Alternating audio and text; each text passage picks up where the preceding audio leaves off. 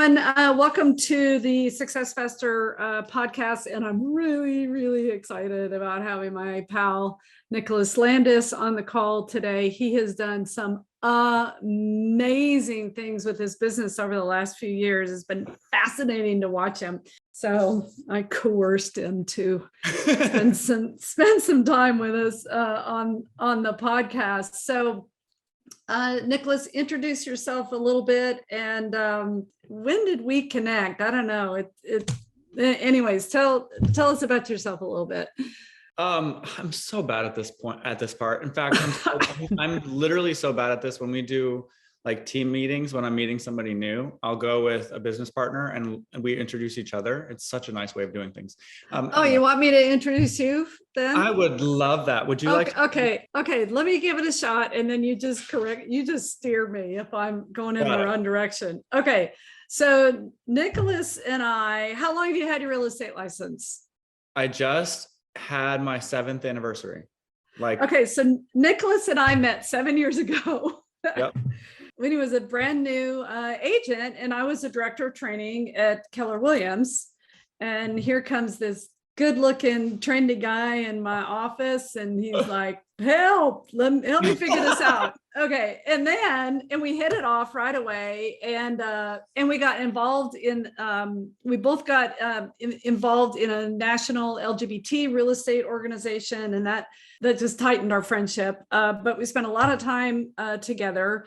Fast forward, so here we are, just 7 years, and he's in Austin, Texas. So fast forward 7 years, particularly over the last couple years, it maybe started about 3 years ago. You're going to fill in the details here, but he has taken his business to now building high-end luxury, new construction and renovations, remodels, and probably a flip or 2 or 3, and helping other people do that as well. How is that as a description? How'd I do? That's accurate. Yeah. So I actually just had an anniversary a couple of months ago for when I started my flipping business. The LLC that we incorporated was in January of 2018. So that was just our 4-year anniversary, just like in 3 months ago. Yeah. So you started with a flip. Yeah, I started with a flip out in Elgin.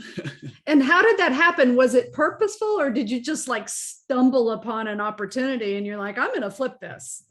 I think anybody who's watching that maybe has wanted to do a flip has probably experienced what I was experiencing 4 years ago. I was so ready to get started. When my wholesaler sent me something that was remotely interesting, I just jumped all over it.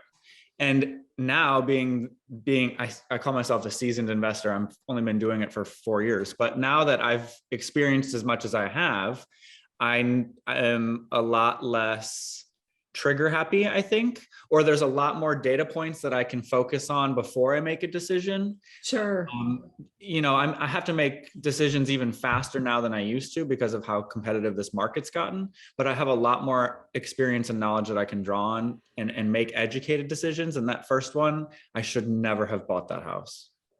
Did you lose money on it? No, but barely. Okay. But barely, and only because I had an insurance claim because it flooded. Oh, wow. On your first one, and it didn't flood once, it flooded 3 times. From what? So the first 2 times were things that were beyond our control. There was some plumbing work in the wall that had been done previously before I bought the house that was not done well. 2 different times.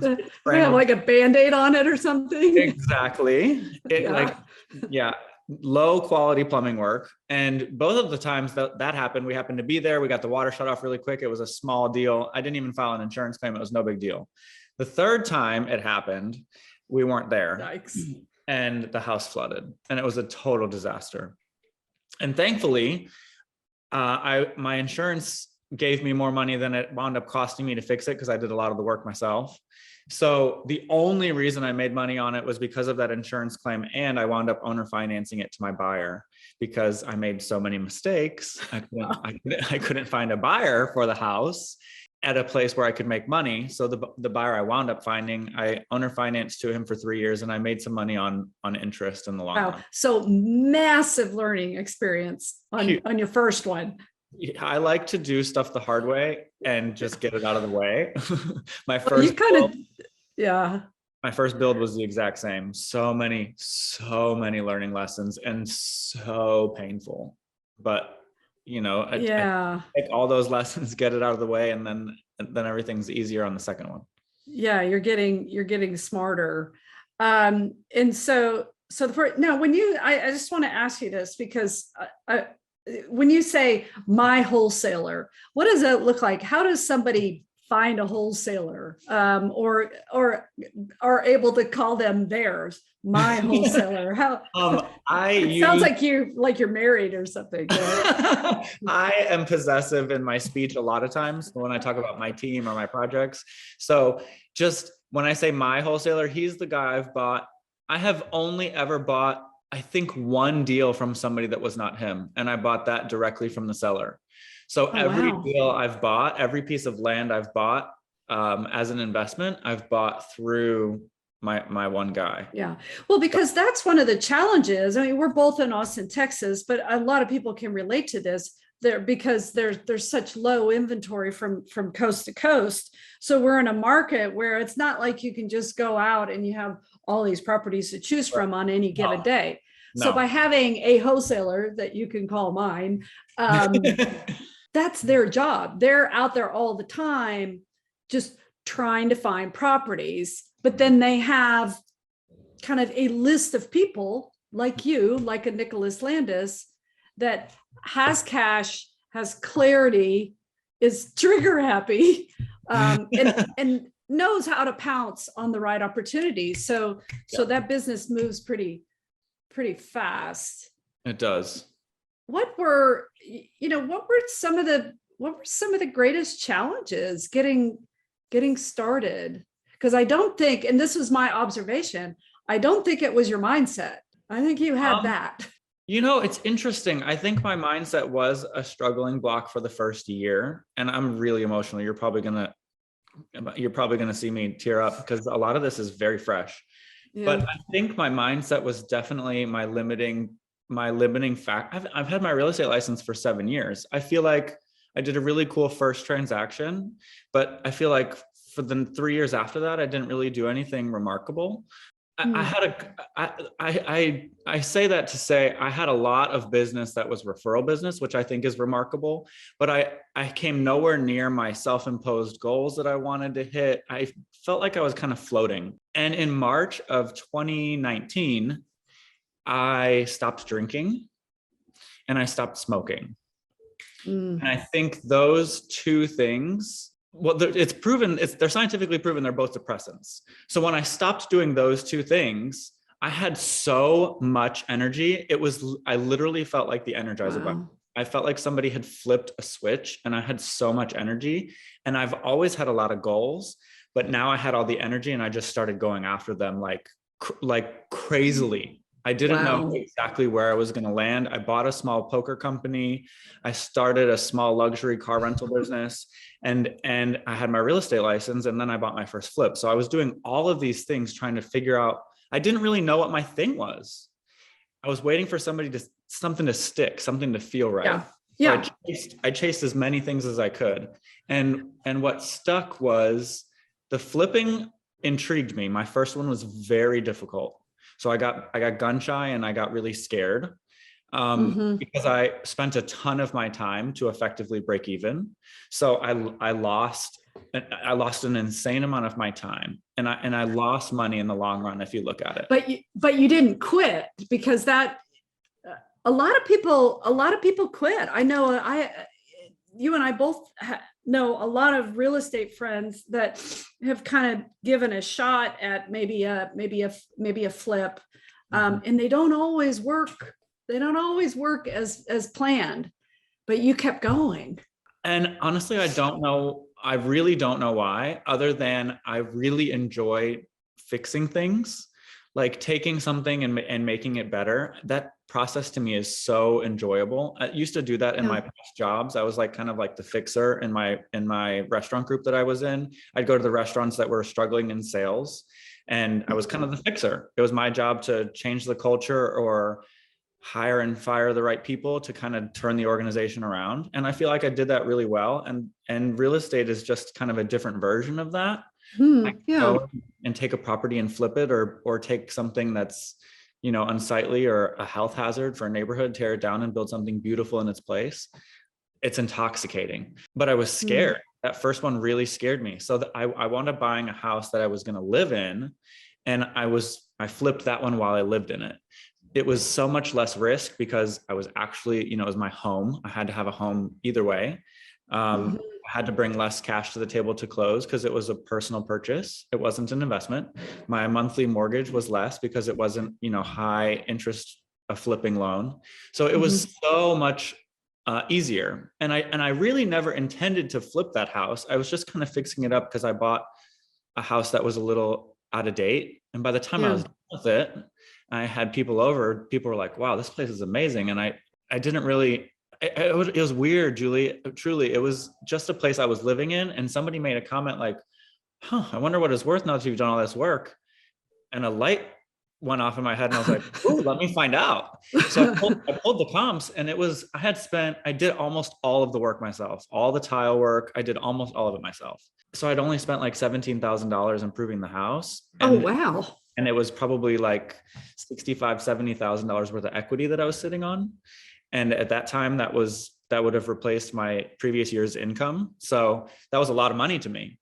And I was like, okay, I'm going to sell the house. So I sold it and then bought another one and did the same thing, lived in it and flipped it while I lived in it. And that one was also successful. So then when I did my fourth flip, that's when I was like, okay, this is a business now. I had learned enough from the first one that I messed up on. And then the two that I lived in, I'd learned enough to where I felt more comfortable taking a bigger risk. So I hired a general contractor and bought my fourth flip. And you hired a general contractor. Okay, good. So there's an evolution in.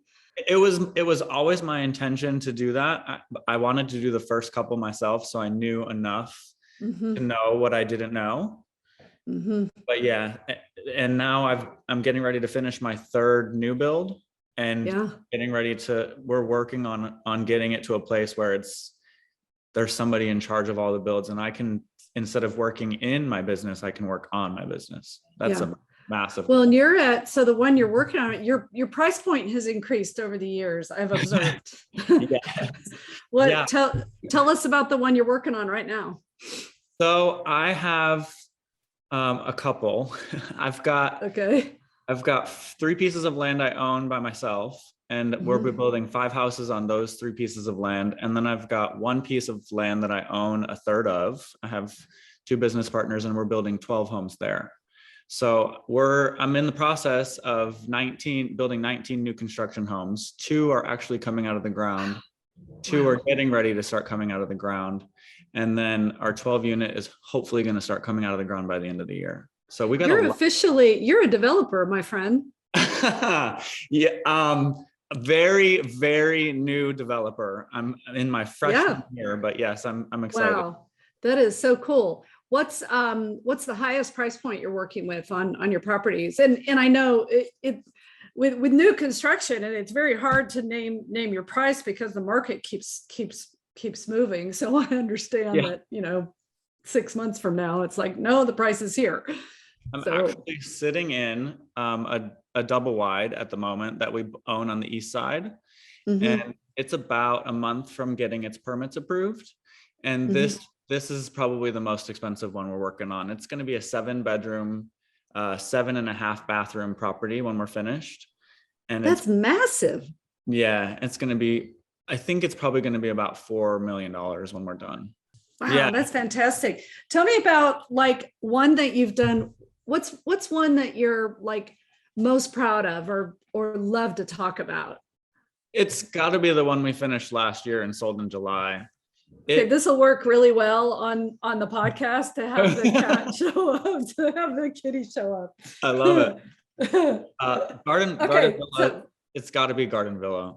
Okay, so tell me about that one while I get rid of this kitten. Okay, keep going. It was the house that almost killed me. I had two mental breakdowns in the 15 months that we were developing the project. And it was hard. And it took me to the edge of, it took me to the edge, to be honest. But I'm so proud of the work that we did there because it's a gorgeous house and it was really well received by the market. It was my first ever new build. I bought the piece of land from an agent in my office that I had kind of mentioned that I was looking into building something, and I just kind of put it out there. I'm looking for a lot. I want to build something. I had no idea what I was doing. I had done maybe at that point, maybe only 7 or 8 flips, but I knew that I wanted to get into the building. I love creation. I love building from, something from nothing. So this agent called me and she's like, I got this lot. Do you want to look at it? And I was like, sure. And I put it under contract before I even knew how I was going to finance it, before I knew how I was going to finance the build, before I'd never done it. So I had like 45 days to figure it out. And I posted in an investor Facebook page and basically said, I had this property under contract and I was looking to hire a builder.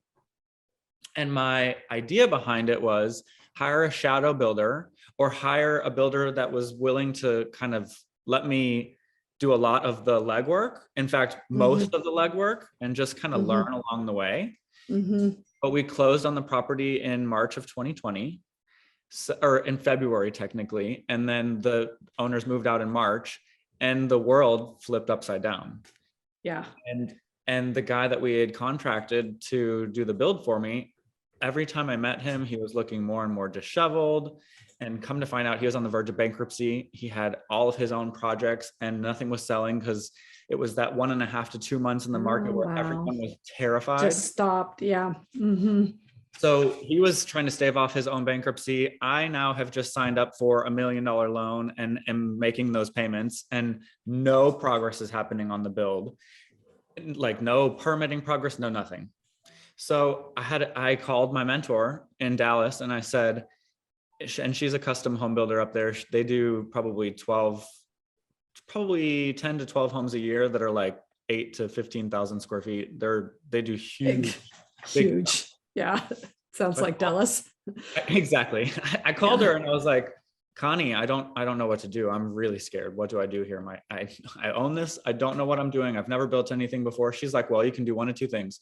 She's like, you can sell the lot or build a house. And I said, well, what would you do? And she said, I'm a builder. I'd build the house. So I remember the conversation specifically. I told her I've never done this before. She goes, okay, what haven't you done before? And I said, pour foundation. And then she goes, and is that it? And then when I thought about it, that's really the only thing I hadn't done, because with flipping, you do framing, you do drywall, you do plumbing, you do everything. So she convinced me to go ahead and build the house. She's like, spend your time to find somebody to do the foundation the right way. That's the most important thing. And then from there, she said, you can figure it out. And it was the hardest thing I've ever done. And it's nothing like flipping. And I should have sold the land, looking back on it, probably.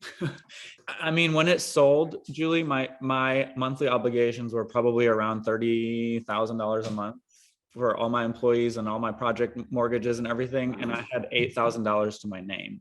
So it took me to the edge. I borrowed money from everybody I knew. I went $352,000 over budget, and I had to come up with all of that money because the bank I only asked for a $525,000 construction budget from the bank because the house I started to build and then the way the market turned and what I wound up building were so different. I borrowed money from my best friend. I borrowed money from my mom. I borrowed money from everybody I knew. I maxed out every credit card I had. I took out personal loans from my bank, and I still was down to my last $8,000 when that house sold. It was So nervous breakdown. I had two.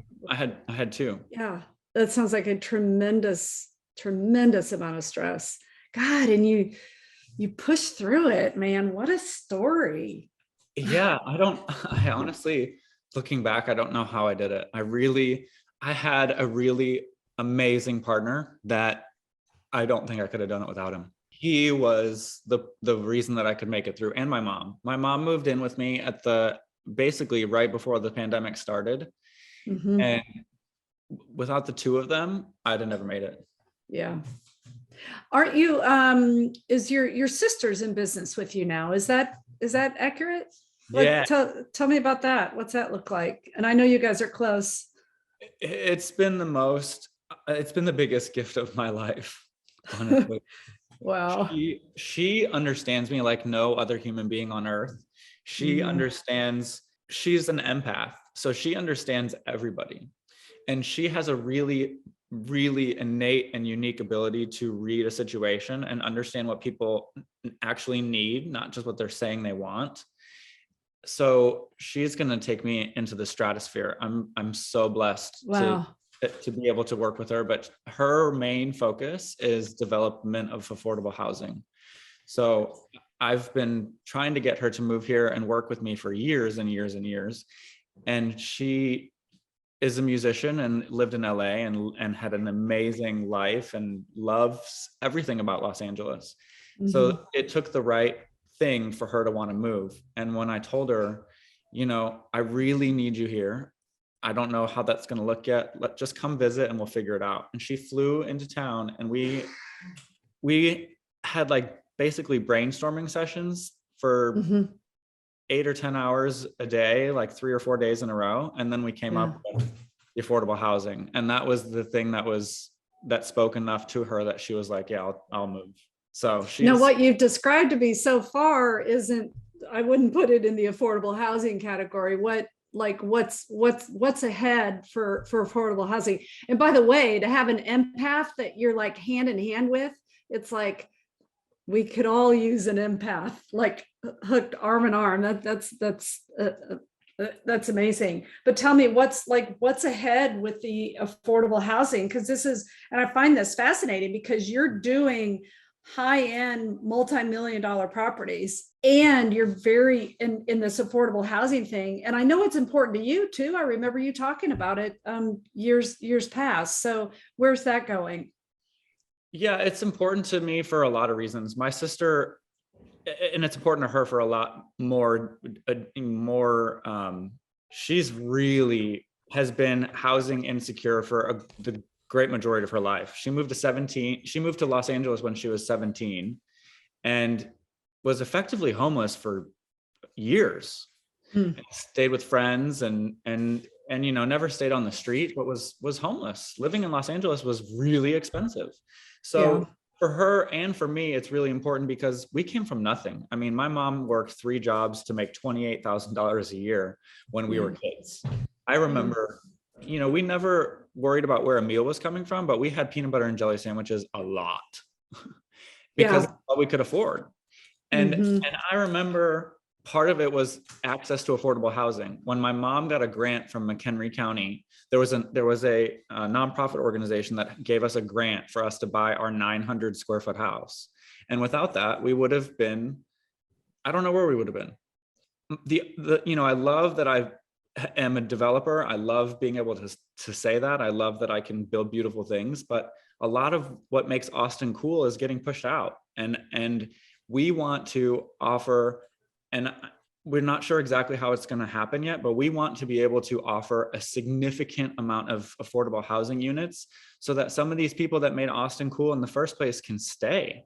My sister wants to build affordable housing communities for artists so that they don't have to worry about, paying $2,000 a month in rent. And then the creativity gets sucked out of their life because they don't have any time to create. So our goal, our business plan is 10,000 units in the next 10 years.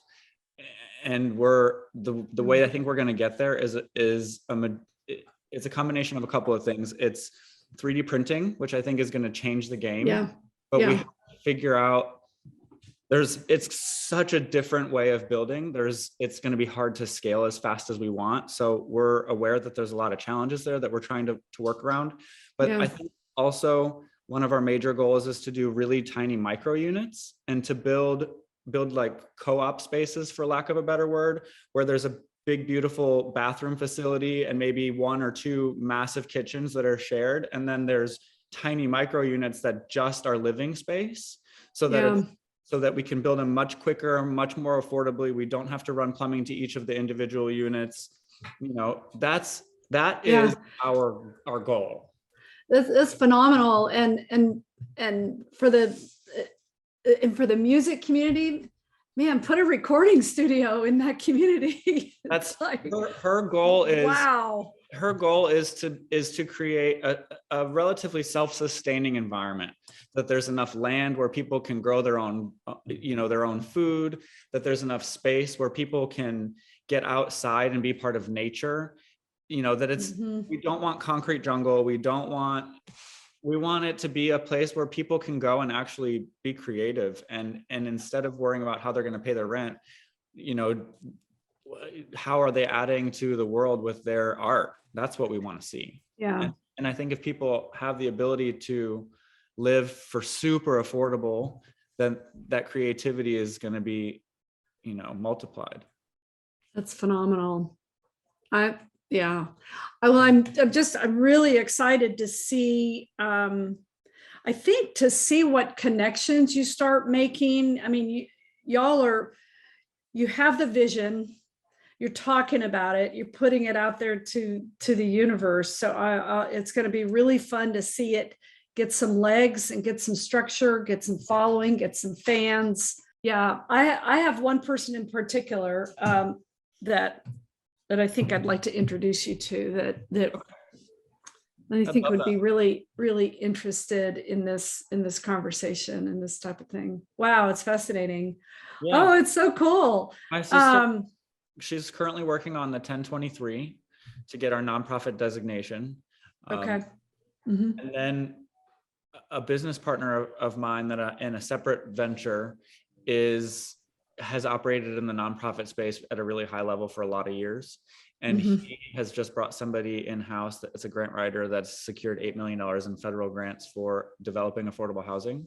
So with my partnership interest with him, I'm hoping I'm going to have access to that person, so that we can get some backing. I know for sure we can do.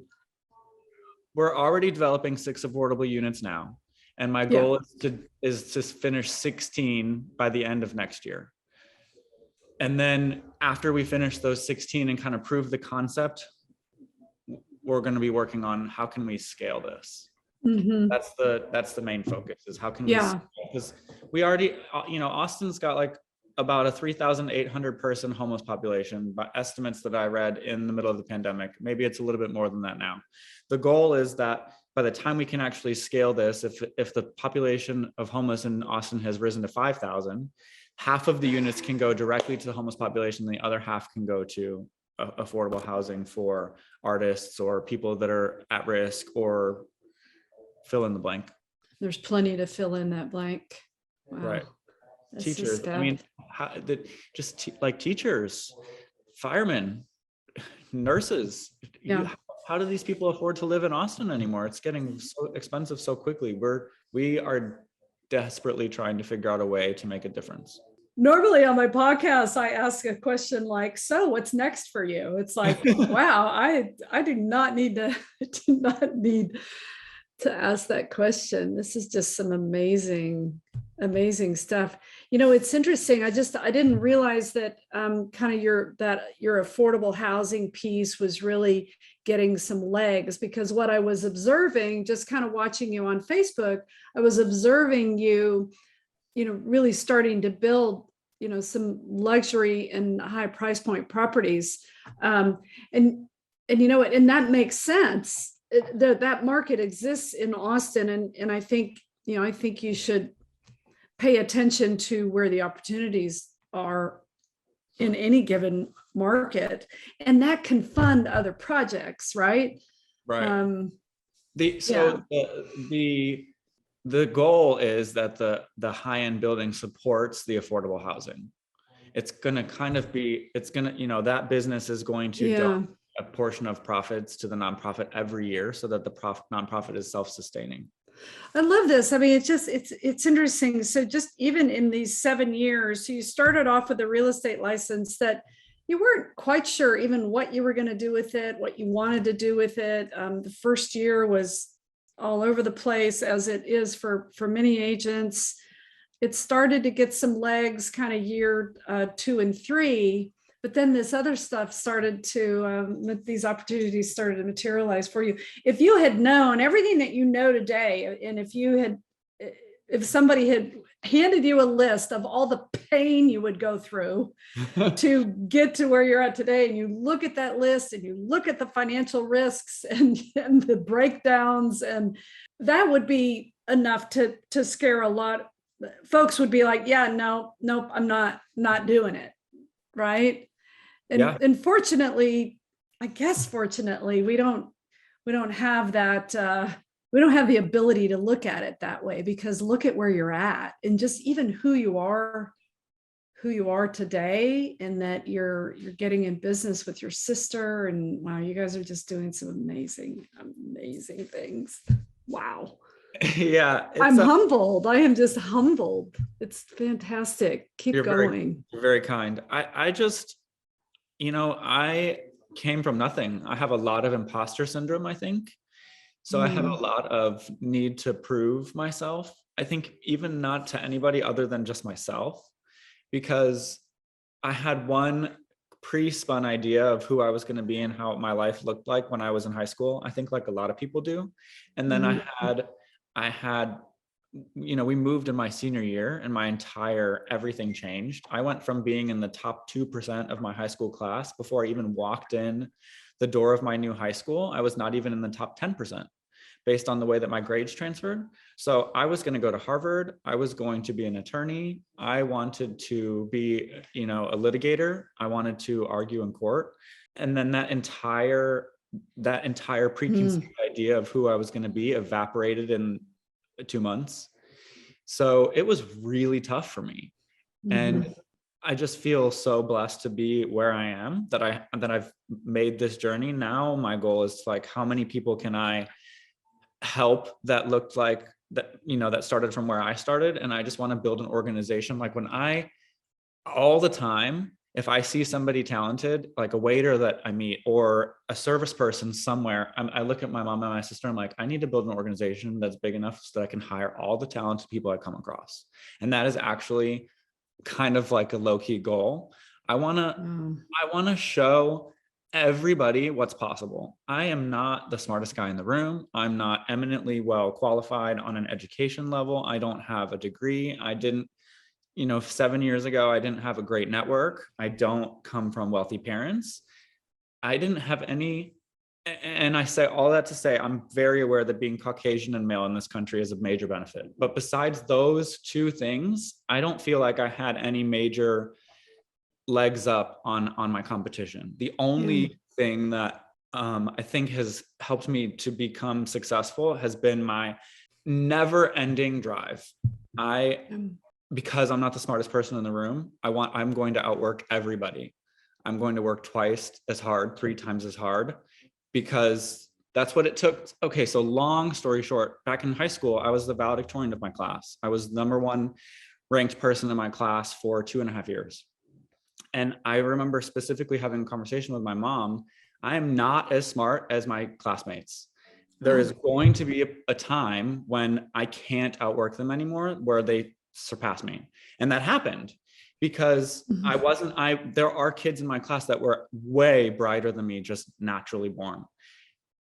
So I've always felt that need to work really hard. And it just, I don't know, it's never gone away. And now, well, that's an important life lesson. You were out hustling them. It's never the smartest person in the room who's accomplishing the most. It never is.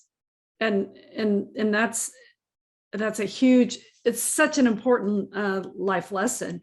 And you were aware of that, like at age 15. You had 14. You knew it.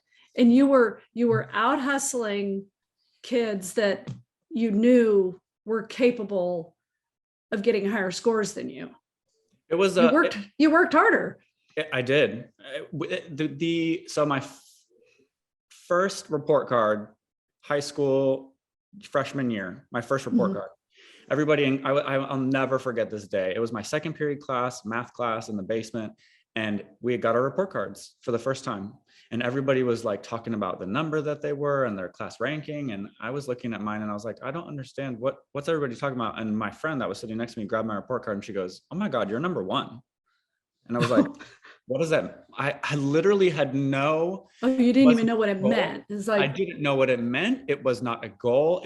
I was just always told that school was the most important, that it was going to be my way to make a better life because we were freaking poor. So I just studied hard and I had straight A's. So I was number one in my class. And I stayed that way, like I said, for 2 years. And then the people in my class that were, I went to school with some really bright people, amazing, amazing people that are just doing the coolest things today.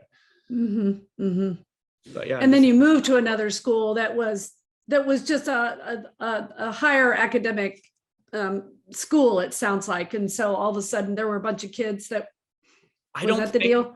I don't think it was higher. I don't think it was just a different state. So the way the grades transferred. I see. Okay. Yeah. Mess.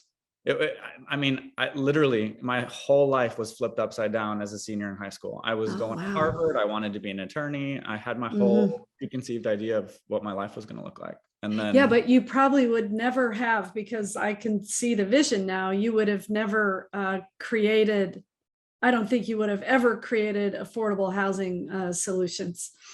I don't think I would have been as successful as I am. I don't think I would have been as happy as I am. It was the worst thing that had ever happened to me in my life up to that point, and it was my biggest blessing. Let's wrap this up. Although it's hard to, I could just go on forever. This is just really, really phenomenal. And I know a lot of people, it's just very inspiring, your story, and folks are going to really, really love listening to this episode. Is there anything else you kind of want to throw in there? How can people find you?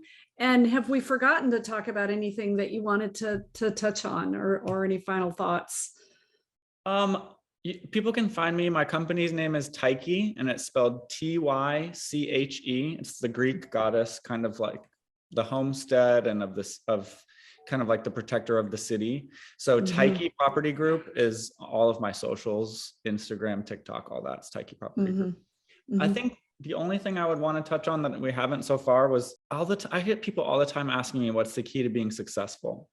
And I think the key to being successful in my mind is the belief that you can change your circumstance. I think a lot of times people in life and circumstance gets people beat down to a place where they don't think that it's possible. And it makes me emotional to think about, because I was in that place where I didn't, I remember my mom telling me as a kid, well, nobody wants to grow up and be poor, because I had all these huge dreams and goals when we were poor. And she goes, nobody grows up and wants to be poor, but I've been chasing that success in my mind since I was 12. And if people haven't been chasing that success in their mind, it's time to start chasing it, because anybody can be successful. It's how hard are you willing to work, and how hard are you willing to push yourself when you fall down. Getting back up is painful. There's no way around it. It's painful, but success without failure is impossible. It's literally impossible. So you have to fail to succeed. It's part of the process. So I would just say, find somebody who gives you hope to know that you can be successful, and then chase that every single moment of every single day, and don't give up. It's not a matter of if, it's a matter of when. If you spend dedicated, focused, intentional, specific time on a dream, anything's possible. I mean, if you look around you, the world, everything in the world that's not organic is made by man. Everything in the entire world that's not organic was made by a human. So you can do anything you want, it's just how hard are you willing to work? But one of my observations for you and many, many people is when I listen to success stories, it amazes me, especially the really high success and the highly inspirational stories. I'm amazed at how often it's with a person, or it's because this person really had struggles early on, or really came from very kind of limited resources, financial scarcity, and pulled it together and did some amazing things. I see that theme, that story play out again and again and again. So it doesn't matter who your family, well, it matters, but it doesn't matter. It doesn't. It's that, It's the grit, it's the grit, and it's the getting up again and getting up and get up and move forward and move forward and move forward. And it's also about putting yourself in front of the right audience. You know, there's an old story, and I'm gonna not even do it justice, but in order to save time, it's about a really old watch. And this dad is trying to teach his son about value. And he gives the son this old watch and he says, do not sell this watch, but take it to the pawn shop and see what they offer you for it. And the son takes it to the pawn shop, and it's a Rolex, but it's really old and bad shape. So the pawn shop offers him $100, and he doesn't sell it. He comes back and talks to his dad, and his dad says, what did they offer you? And he says $100. And then he goes, okay, now take it to this antique collector. And he takes the watch to this antique collector, and the antique collector offers him $100,000 for the same watch. And he doesn't sell the watch, brings it back to his dad. Dad says, what did they offer you? And he says $100,000. And he goes, okay, now take the watch to Sotheby's. And he takes the watch to Sotheby's, and they go, oh, we think it'll probably sell for about $1 million. And the point is, I have no idea whether it's true or not, but the point is, if you're not putting yourself in front of the right audience, you're not going to get the answer you want. So I think the key to being successful is never giving up, but also making sure that you're talking to the right audience. You can be really talented, but if you're not putting yourself in front of the right audience, you're not going to be successful. You can't like try to go sing to, I mean, this is a bad example, but I'm trying to put it into like an analogy. If you want to be a famous singer and you're singing to your church, and those are the only people that hear you sing, your likelihood of being a really successful singer is really small. But if you're doing open mic nights, if you go to LA, if you're spending time in Nashville, if you are in front of the right audience, your value will be different. Your value is, when we're selling houses, especially in this crazy market, the value is what somebody's willing to pay. You are going to find people that are going to discount you in your life. Everybody can find people that are willing to discount them. But if you get in front of the right audience that sees your value, that's where you are successful. And not having money is not an excuse. It's just not an excuse. It's your lack of, and I tell this to people when I'm talking to like new investors and stuff, is your lack of money is your excuse. And if you want to be successful, you got to eliminate the excuse. I mean, I have done the most interesting financial deals. I have done seller finance deals. I have done subject to deals. I have done deals where I had to bring a certain amount of money to the table, and my wholesaling company that I own, my LLC that I started to wholesale, left the table with money. So I was in the deal net for very little. I mean, lack of money is a lack of hustle. If that's your excuse, it's just a lack of hustle. Well, and I think the other excuse is, well, I don't understand that, or I don't know that. You didn't know any of this stuff 7 years ago. None of it. None. Zero. Right. And somebody may hear you say that and go, yeah, but I'm not willing to take the risk he's taken. I'm not willing to get that uncomfortable. I'm not willing to take on all that stress. Then go learn it from somebody who's already done it. My process personally is I like to do things the hard way, and I'm stubborn as hell, and I have to do it the hard way, because then I learn it. I don't learn by somebody teaching or telling me. I learn by doing. So if that's not your learning strategy, go learn from somebody else. The chances of somebody wanting to do something in building and flipping that's not already been done is low. You're not reinventing the wheel. Go learn it from somebody and then do it. Yeah, figure that out. Yeah, it's not hard to figure it out. Oh right. my God, this is so good. Okay, so we need to do this again down the road, as especially as the affordable housing thing starts to gain a foundation. Okay. I want to do this again because that's fascinating, and we can help. We're going to need to spread the love and the word on that. And yeah, so I want to do some more of this. It's really cool, really awesome So stuff. I think the most immediate thing we're going to do is I'm looking for a piece of land out in the middle of nowhere with no restrictions, and we're just going to do a barn dominium and fill it with like I was talking about, just really small micro units, no bathrooms, and just have a main bathroom facility. That will be done by the end of next year. The 12 unit multifamily we're developing in North Austin off of Runberg, 50% of those units are going to be affordable, and that should break ground by the end of the year. It's 3 contiguous single family lots, but we're developing it under a city charter called Affordability Unlocked. And in order to do that, they require a commercial site plan, which is a whole different ball of wax and a lot more difficult. You have to have civil engineers, and you have to do all these different machinations than just building a house. But after we figure out all of that multifamily stuff, it should be coming out of the ground by the end of the year. I have a couple people I need to introduce you to. Okay. Okay. Yeah, I love networking and talking to people and hearing experiences. Okay, so you stay on for just a minute. Y'all, thanks for being here. Nicholas, you're amazing. I adore you. I love you, and thank you for being on the podcast today. Of course. Thank you for having me.